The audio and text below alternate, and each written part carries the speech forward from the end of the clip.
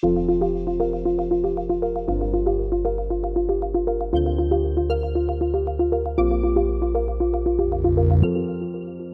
a good day to everyone who is viewing us on every social media platform, and today it is going to be a very interesting one because today we are having a very special guest with us. So you know that if you have been viewing episodes on YouTube, we have been talking about the financial technology industry, the plantation industry, the healthcare industry, so on and so forth. But today we have brought in a veteran who knows about this specific industry, who can talk to you and share his knowledge with you in wide areas.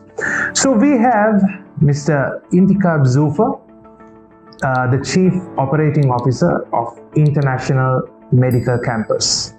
And he is also a very senior lecturer who has inspired thousands of students in Sri Lanka and even overseas. So welcome to the show, Inthikab. Indeed, it's a pleasure. All right. So let's start with the first question. Yeah. Globally, e-commerce is a big platform. So companies like Amazon is keeping disrupting this particular platform. They are coming with different technologies. They are coming into the market with different delivery platforms and everything. But in Sri Lanka, this is quite new. This has been in the industry maybe in the past 10 years. Yeah. What is really e-commerce locally and globally? So, hi Ranga and hi everyone there. So, e-commerce is something which is a word which is kind of not very new to us. We've been teaching it for a very long time. We've been learning this concept for a very long time. In simple ways, it just takes me to some of my memories, down the lane of training a lot of graduates in the field of commerce, marketing, etc. Is that I started my career in 2003. And when I was teaching and studying at the same time, and when I used to talk about the aspect of marketing and selling, we used to always say that marketing or selling is rather something which happens at a specific place. Right. This definition, Ranga, changed in 3 years' time.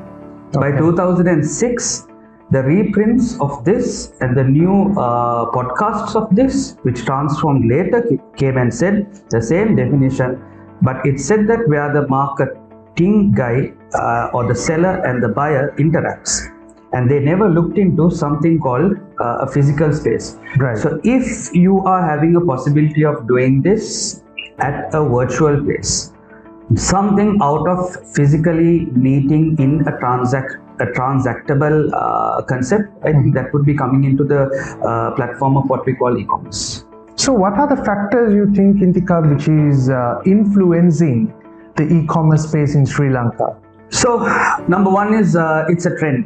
Since 2005, 10, 15, 20, what we've seen all along is e-commerce is a trend. We like to be trend setting. We like to try new things. We like to show that we have tested this. When we see something, we like to take a memory down the lane saying that we've done this. So a trend is something which we've seen that people can use it positively, where they said that okay, we've seen this. That's number one. Number two is what happened 3 years ago. Okay, the pandemic drove e-commerce like nothing. Yeah. It's if there is anyone, I remember Ranga looking at some Facebook memes which talks about what drove the next technology in your organization. Yeah. Was it your IT manager or was it the marketing budgets or what? No, it's COVID-19. COVID-19 suddenly gave into the e-commerce platforms. Yeah. So environmental factors are definitely coming into the scene. Right. Third is, if you look at for an example, where society is going, where knowledge is going, where information is going, we can see that everyone is pulling. You, me, all of us are pulling this into certain directions. Yeah. So when we go on YouTube, we get to see this, right? Content creators from here, and they are trying to sell something from here. We never heard of Fiverr before. Fiverr is very interactive now. In my office, there is a guy who was keeping on complaining that his salary was not good enough. Okay. Now there is no complaint because he's earning from dollars and dollars is increasing. When the dollar increases, your chance of searching what is e-commerce can I earn through dollars, interest also increase. And this is something which goes, hand in hand, where you are going to create and look at concepts which will actually drive the e-commerce industry from where it started to where it can actually go next. So it is the audience around this which is actually influencing this right throughout all environmental factors around them. So I remember when I was a student of yours back in the day when I was doing my CIM. At one reading, you told me in the class that there will be a time in the future, maybe within 1 year, people will have to stay in queues and pump their fuel to tokens, and that happened. So in the same manner, what is your reading globally? Where e-commerce will head? What do you see globally? Where will it head globally and locally? Yeah. See, Ranga, I see this as a very competitive environment, right? Everyone looks at some of my videos on Facebook and they send me a message saying that, sir, I've started drop shipping and nothing is working. Yeah. Because everyone is doing it. Exactly. So where is this going in the future is it's like any other natural market, right, where Ranga, you go down the lane in Candy Road. Okay. You get a guy who is coming. The same thing is happening in e-commerce. This is what's happening. So down the lane, when you go down this Candy Road, you will see fellows selling teddy bears and inflated balloons and things like that. Yeah. So when one guy sells that, another guy comes and 20 fellows come. No one is differentiating. Yes. Not a single fellow is differentiating. Everyone is copying the same thing. Now what happens is, some distinctive place, someone gets good business, others get no business. So now the market is saturated, the loss-making fellows move. Then the people who have been confined into their successful business, they stay there. Then people look at them and again enter the business. This cycle keeps on going and coming. Right. So I believe that e-commerce is like that. The e-commerce is where everything is going to be digitalized, right? Right. Saudi Arabia is coming with, there are a lot of smart cities around the world, but Saudi Arabia is saying the authentic 100% accurate smart city is going to be given by us by 2028. A project called NEOM, it's called the project line NEOM. They're saying that this is where the world is going. So the world is going everything technology driven. We're never going to go behind on this. It's like my lectures, when it went from physical to online, I said this will not come back. Yeah. This will definitely go to the next level. People thought it will be a joke that we are going to consult doctors online. They said, no, you can't do this. You can't consult a doctor online. Now everyone is doing consultations online. Absolutely. They are coming on a WhatsApp call. They are coming on a WhatsApp call and they are looking at you and they are looking at what are your symptoms and treating you. This is where e-commerce is happening. It's not Alibaba anymore. It's not Amazon anymore. It's some person who you don't know who actually is ready to sell a service to a niche market where is available somewhere, just that we need services to connect them. Then the dots will be connected peacefully very well. Amazing. But what I see as a challenge here, when it comes to the local market, maybe the majority of the people who are digitalized are in the central hubs. Other people who are from the rural areas might not be embracing the concept of e-commerce yet. Isn't it a challenge? And how do you think the companies in Sri Lanka will have to overcome? Very big challenge. If you go on statistic wise, Sri Lanka is one of the places which actually still has the lowest internet penetration, lowest mobile penetration of using internet properly. Smart devices are good, but how to use a smart device is still actually not gone into our market really well. I totally agree with you that if you compare to many other countries around the world, Sri Lanka is still improving. I can tell you enough of joints in Colombo where you won't have dialogue mobitel coverages. leave outstation. I can show you enough of places around Colombo, certain locations, you will have very poor internet. You can't have a Zoom call or a meeting or anything like that. So this is basically happening. This is, yes, I agree, it's a challenge. And I always tell to my friends in the telecommunication industry that you guys should actually, see the telecommunication infrastructure in other countries, especially in London or in New York. It's amazing. What happens here is that no one is complaining about this openly. So when people start complaining, it actually pressurizes these people, increase the service levels, that today the biggest infrastructure, when we study infrastructure, we used to tell infrastructure means electricity, water, drainage services, the telephone lines. This today infrastructure's first thing is, please give strong, fantastic Wi-Fi. Forget everything else. People will have money to go and buy water. People will have money to pay electricity. You give them strong internet connection, uninterrupted connections. When vloggers come to Sri Lanka, they laugh at us. What is your internet, man? What is the internet you're having here in your country? They say that everything is really good here. What's the internet you're having here? Internet is very bad.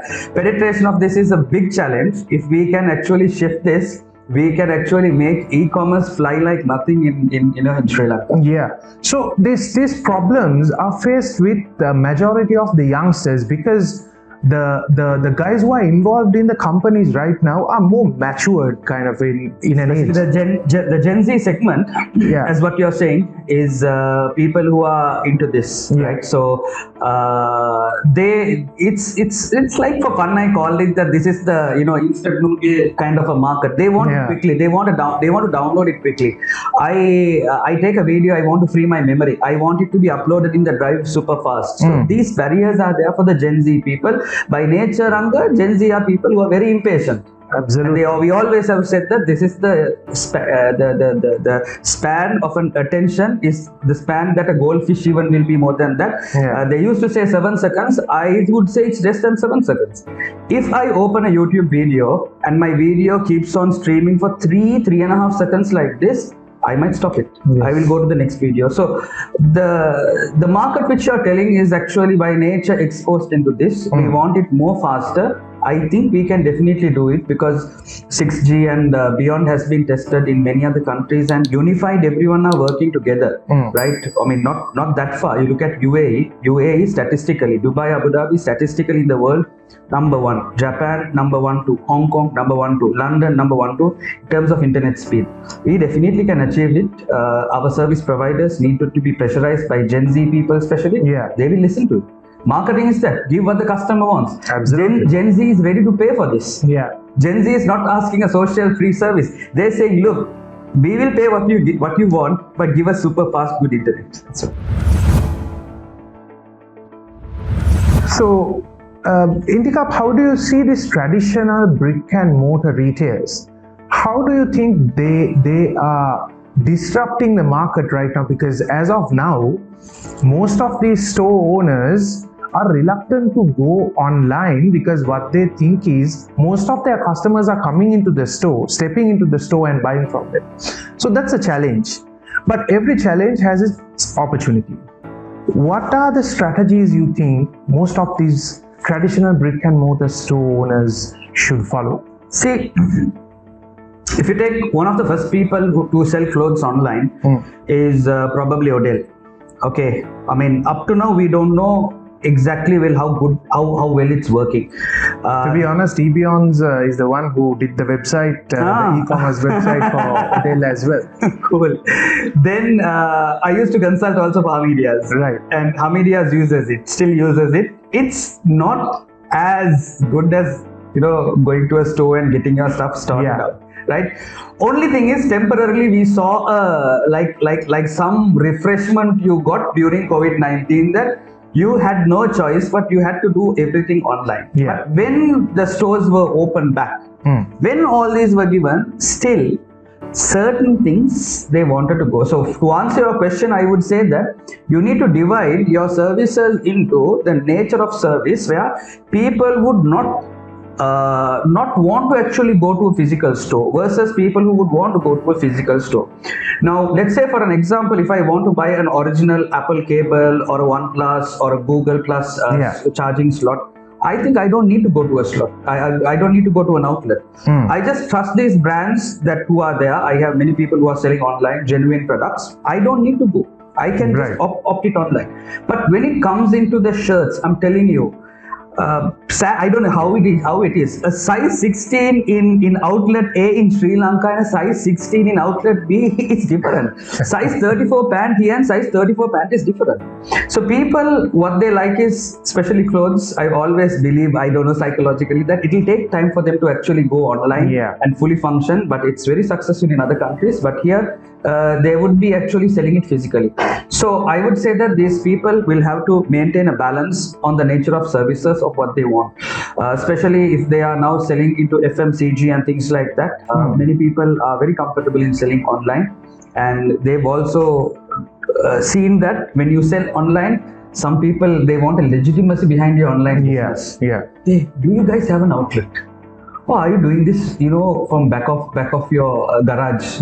Which is not a problem, but it's the Sri Lankan mentality, Ranga, that I want to know whether you have a legit business. It's like these credit card companies and all these fellows those days, they ask you, sir, landline do you have a landline?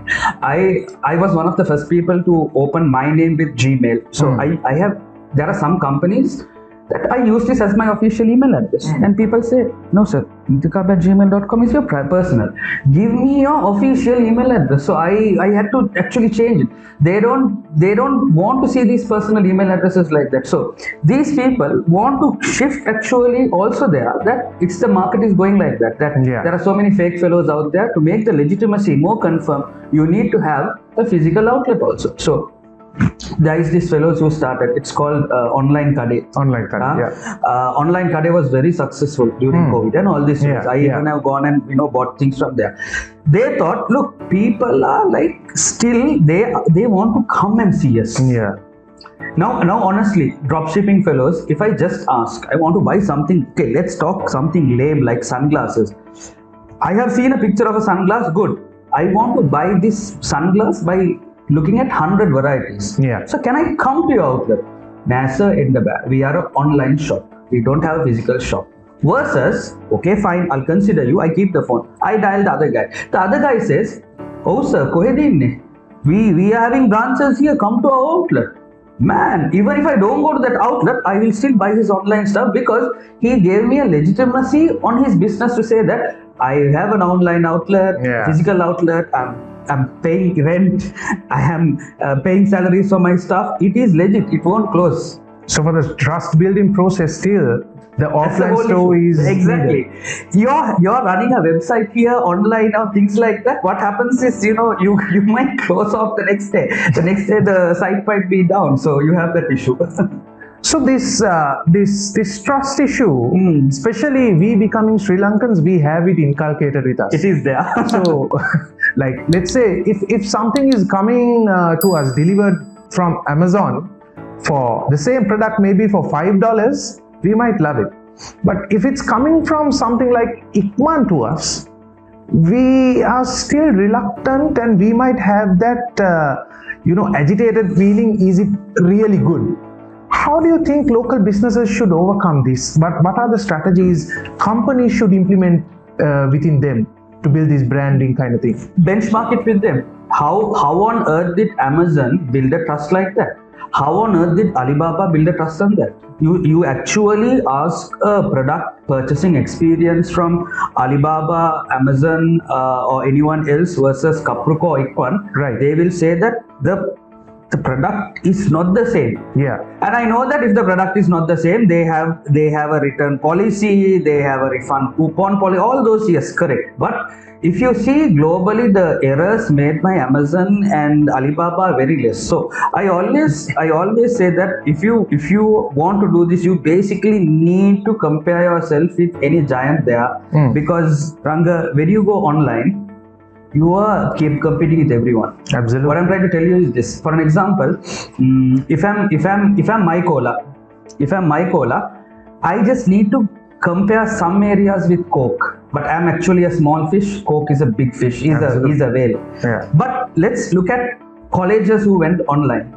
Right? When colleges went online, people did not care about how your building looks like. Do you have a car park? Do you have an escalator? Does the security open the door and say, welcome, come inside? No, you don't care. You just only want the delivery. Now, when you're online, you versus Alibaba is a tough competition. It is you versus Alibaba. So the trust building has to be there. So as long as Kapruk, Grasshoppers, Ikman, like what you said, these people can actually benchmark that trust, perfect.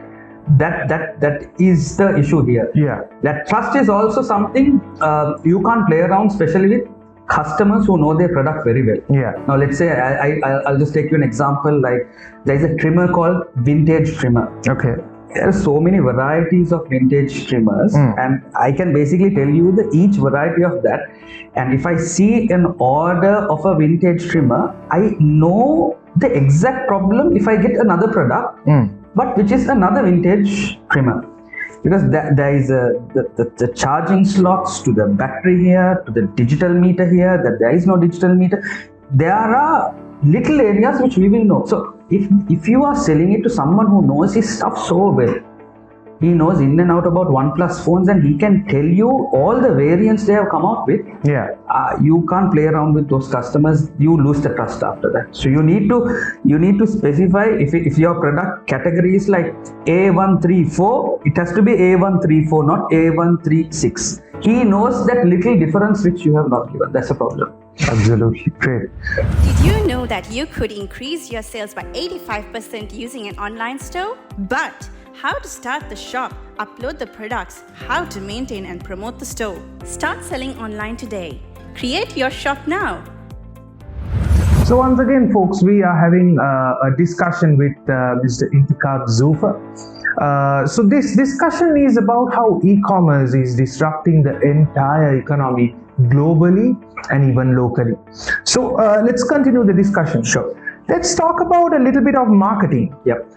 How is marketing affecting e-commerce, which is online selling, and how is the same marketing concepts affecting offline selling? Right.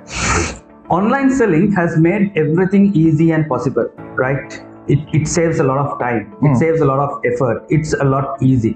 Look at how many banking transactions you can do in 5 minutes now versus banking transactions which you will take to do all of that in basically 4-5 years ago, right? You need to go on a journey to these places to actually do your banking work. So e-commerce or online methodologies are basically working quite a lot. Look at education institutes who are going online. Yeah. Look at all the bookstores who are selling online. I mean, everyone is basically doing it really well, right?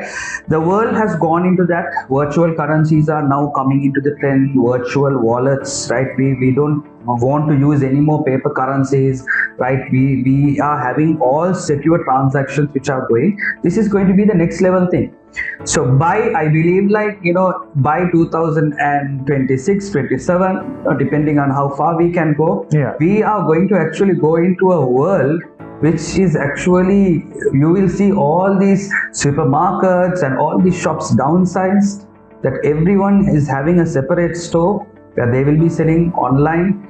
More of drone delivery happens. So your product, if it's between 2 kilos to 5 kilos, it's easy to do a drone delivery. Hamidias will have drone deliveries. Everyone will have. There are companies who will be actually cross-selling or doing a platform business like a shared economy methodology where they can share this. It will be so easy actually to work in this. This is where it is definitely heading to.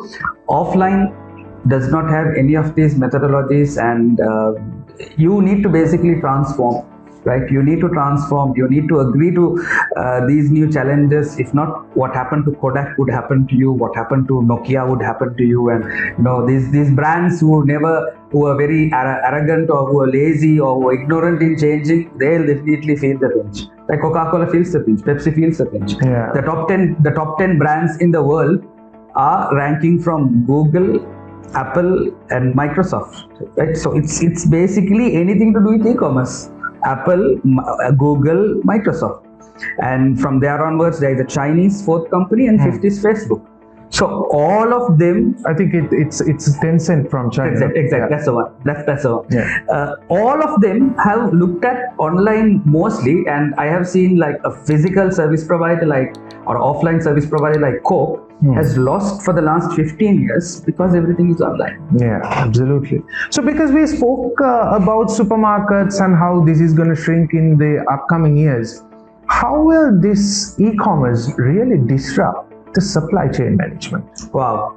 Supply chain management and learning supply chain management has changed actually quite a lot. I mean, every industry is actually disrupting because of the new trends in the technology, right? Yeah. So I would always say that, how you control your inventories, how you actually coordinate the delay time which you have, you need to be on your toes, right? Every notification you get in supply chain, right? Every notification, payment method, emails, what you get, how do you plan your inventories, who is involved with it? Everyone has to be a Gen Z person who is fully tech savvy, who is going to be handling all this. If not, your supply chain is actually going to go for a 6. It's not like the supply chain era where Unilever used to have, people and doing it and looking at the trustworthiness of people. No, now it's like everything is going to be a trustworthy blockchain technology where nothing can be changed. It's going to be constant like that. So you basically need someone who is very tech savvy, who will be on the phone for at least 10 hours a day, right? Who is not going to skip a message, or every notification he hears he's going to check. You need someone like this, will definitely fit into a supply chain disruption, definitely. So this one thing that when we are talking about internet, e-commerce, disruption of the digitalization, data is like the elephant in the room, which we have to definitely address. So how is data playing a massive role here? Now, all of us know in 2016, when Donald Trump was running his campaign, Cambridge Analytica was playing a lot with the US citizens' data. So even though the big companies, the top players are not talking about data in such a megaphonic sound right now, they're still working around with data and analyzing human behavior, purchase behaviors, business transactions and everything.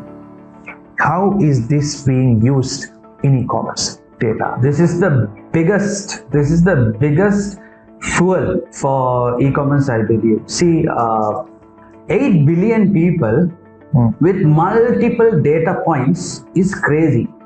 And people have been analyzing and learning about this since last 10-15 years and have seen that, wow, this is a fortune.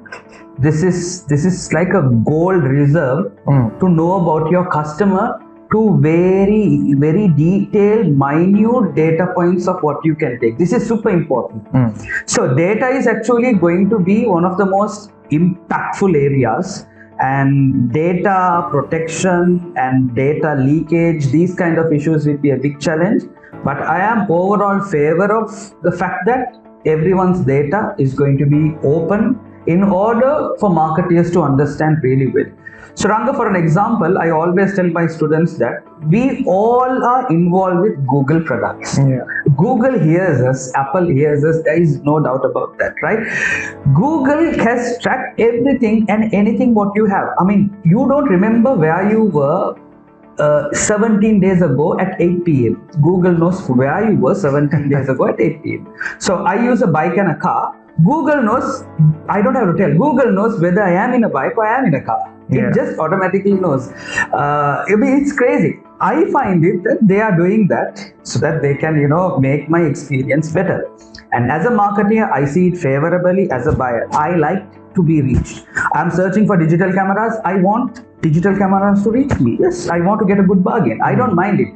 So if you are going to go into the, next era of, this is the era of, data. So if you're going to go into the next one, you need to basically know what to do and things like that. And also you need to be careful about sensitiveness. Today AI is having, AI can basically copy your voice and foul play, copy your images and do something else. So these challenges are also there with data, which we have to be careful. But I think the biggest threat the world will ever have in the next 3-4 years combating, and this would be a major topic in every conference, every government conference. What do we do with data? What do we do with data? Why did US ban TikTok? Data. Why did India ban TikTok? Data.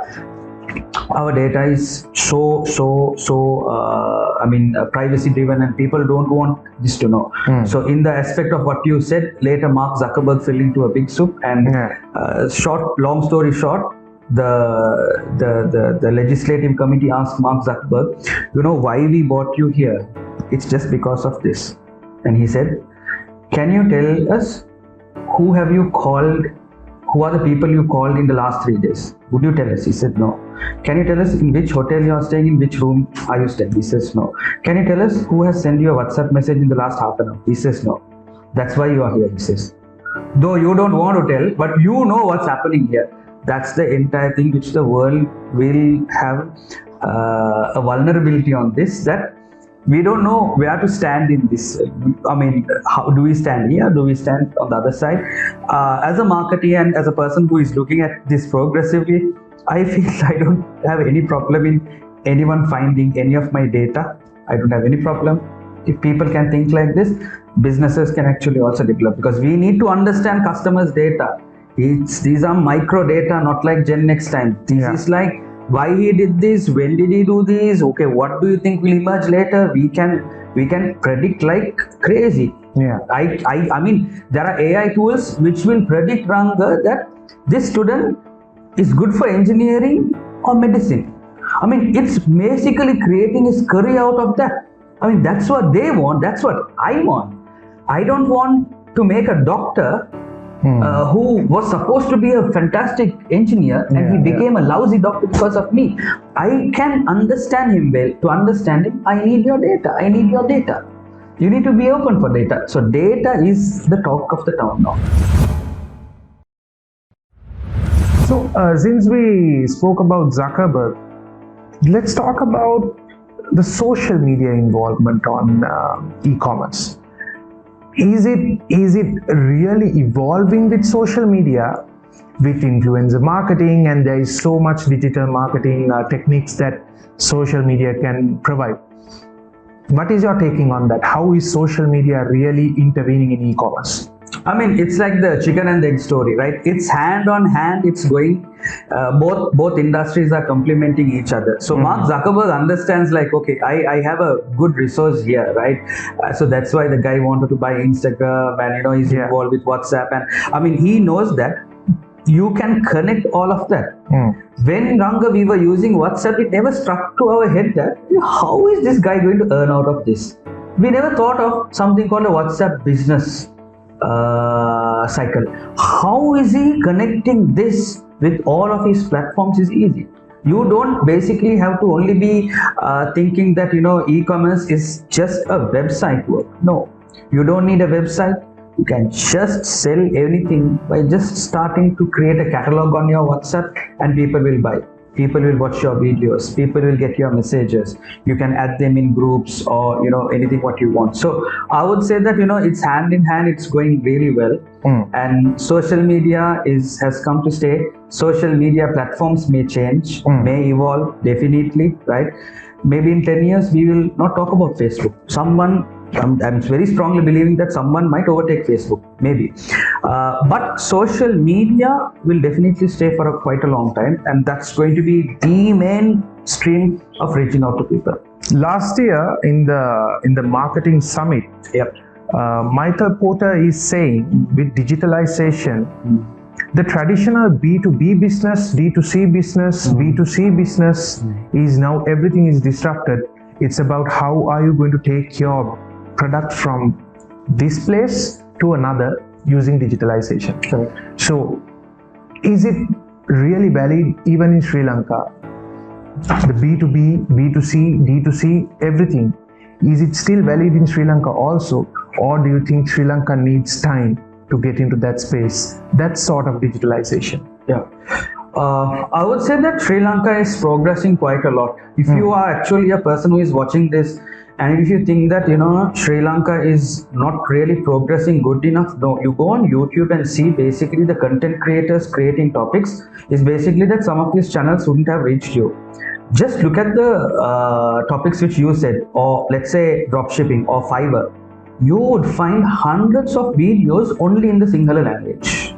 Simple enough. In simple Sinhala, they have spoken about how can you manage your business in Fiverr. So I would always say that there is something going around. It is happening. right? People are creating these, and these are not like super quality editors. No, minimum they need just a phone, and they can actually explain and they can show you what to do. It's very clear. I would say that it's happening, but it's happening very slowly. If it is to happen fast, I believe that infrastructural facilities have to develop very strong. The cost should come down a lot, right? If you look at the cost of internet in other countries on their economy and our economy, the cost of internet here is expensive, right? It's expensive here. The packages are very expensive. Internet, Wi-Fi, anything around telecommunication services, efficiency, effectiveness, products, price ranges, offers, all these have to improve very strong. If so, we can progress fast, but I am very satisfied that it is to a certain extent going all right in the right direction. Great. One final question, Inthikab. So this is the time I'm asking about your industry, education industry. How is education embracing e-commerce, and how is the advancement? Wow. So this is everyone should listen to this, right? So I still have this slide in 2016. That's like 7 years ago. Yeah. In 2016, I was looking at a lot of reading and stuff like that.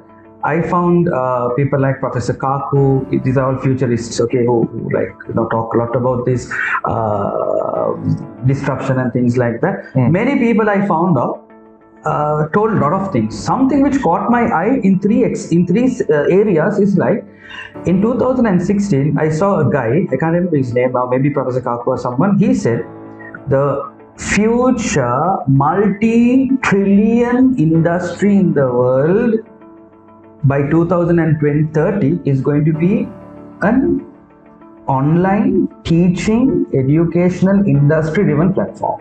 Number one. So he says it's going to be multi-trillion, and he says by 2030, and he says this is going to be an online teaching, it's going to be an institution. He's giving these clues. It's going to be learning, something like that.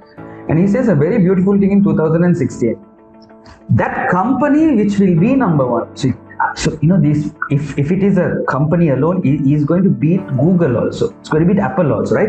If this company is going to be there, it will be in 2030. And the next sentence is very interesting. He says that company has not even started now. He says, I don't know that company. It's his prediction. That company is not started now. It will be starting later. So then we saw, okay, things picking up, right? So Zoom picked up.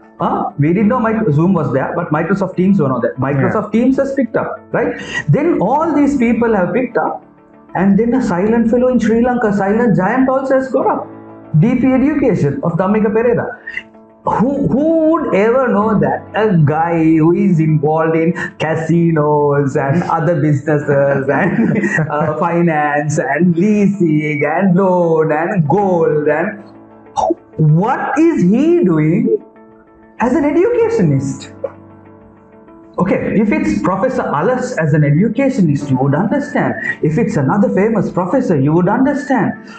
If it's Dr. Greru of Lyceum, you will understand. What did Dhammika Perera see like that is something very unique. I'm telling you, Ranga, the education industry is next level. It's next level, right? One of my favorite bloggers in the world, Nas Daily, from Nusayed Nas Daily. This guy never thought of education. I've met this guy a couple of times. He started Nas Academy having that in his idea. That biggest company in 2030 is going to be an educational institute.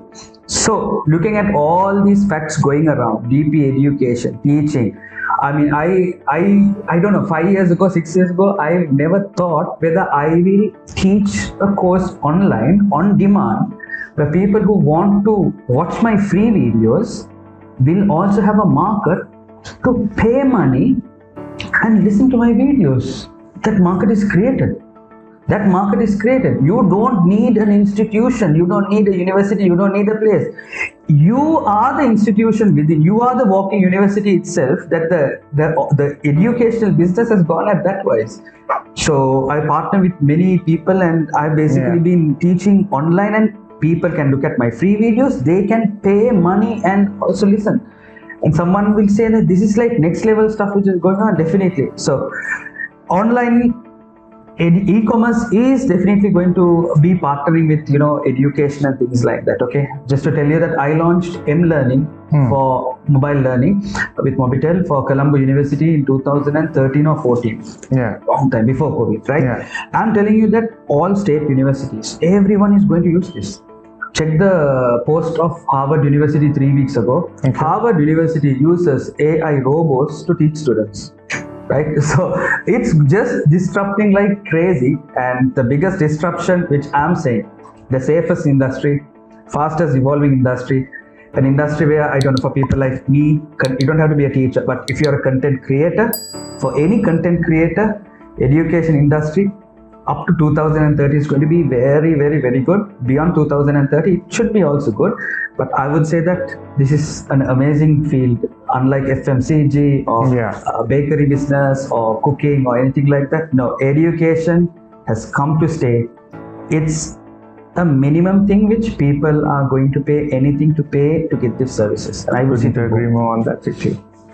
So thank you very much, Inthikab, for giving us some time despite your very, very busy schedule. My pleasure. So for guys who are watching us at home, so I hope this session was very, very insightful for you guys. So till we meet with a brand new episode next time, stay tuned, folks. Take care of you.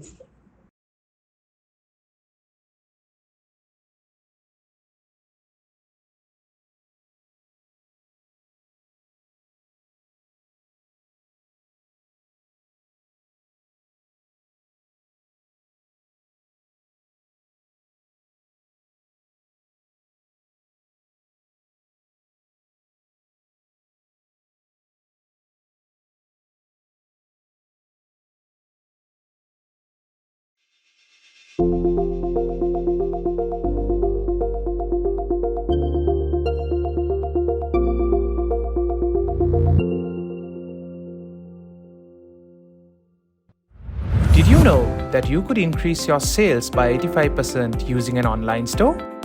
But how to set up the shop, upload the products, maintain, and how to promote the store? Introducing ShopOnCloud, your ultimate online selling solution. Your shop can be created in under 2 minutes. Plus, constant training guidance to enhance your online selling. Still need proof? How about this? ShopOnCloud was their solution too. With ShopOnCloud, your business is global now. Start selling online today. Create your shop now. Visit www.shoponcloud.com.